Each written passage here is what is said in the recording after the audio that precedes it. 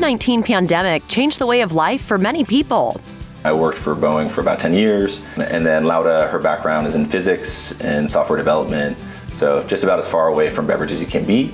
They're on to their second product line in the form of mood-lifting mocktails, but they started by wanting to help people get up and get after it while feeling good. So I'm half Colombian, my wife and partner, she's full Colombian, and so coffee was very much a part of our culture and our routine.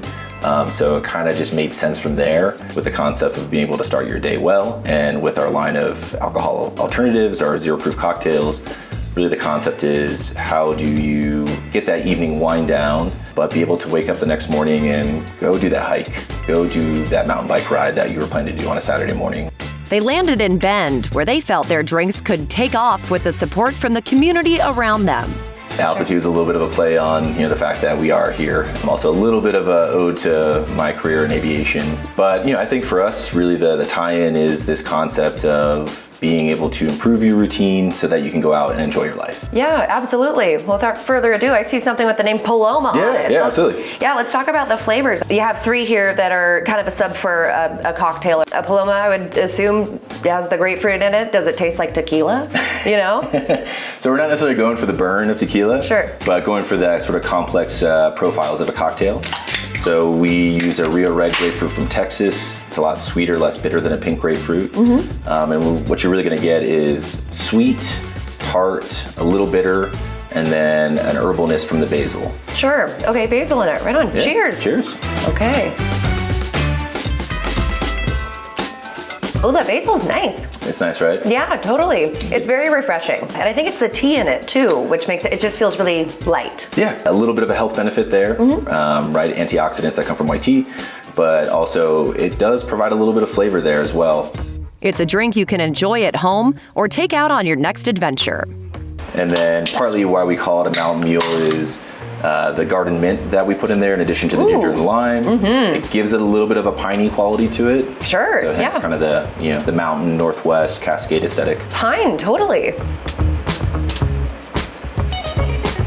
Ooh, that's good. I like the lime. Yeah, the tartness of it kind of perks you up too. Oh, yeah. And then the nootropics is what they're called. Are those the same in each of your cocktails? So same functional lineup in each of them, the hemp CBD, the GABA, 5-HTP-L-theanine. Gotcha. We also use cordyceps, which is a functional mushroom. I guess, is it a derivative of a mushroom or like... No. Explain kind of that concept. How does that all work? Yeah, so there's a whole family of mushrooms. A lot of them are familiar from a culinary perspective, right? Like shiitake, but some that are maybe a little less familiar to people like chaga, reishi, cordyceps, lion's mane. And depending on the functional mushroom, there are specific properties to them that provide functional benefits. We wanted to lean into traditional familiar type flavors, but always have a little bit of a fun flavor twist. Altitude Beverages uses about half the carbonation of a typical soda or sparkling water, giving it a smooth texture with a little volume. I can smell it.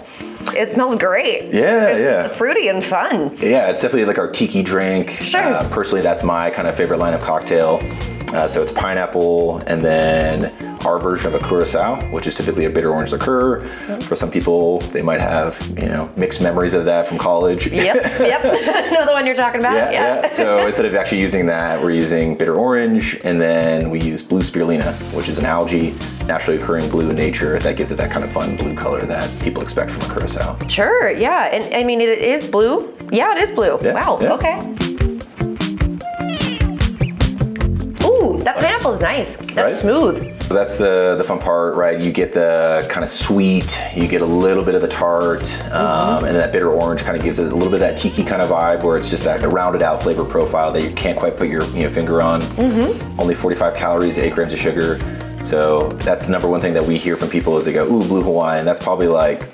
Too sugary for me, yeah. And it surprises a lot of people. And it's my particular favorite.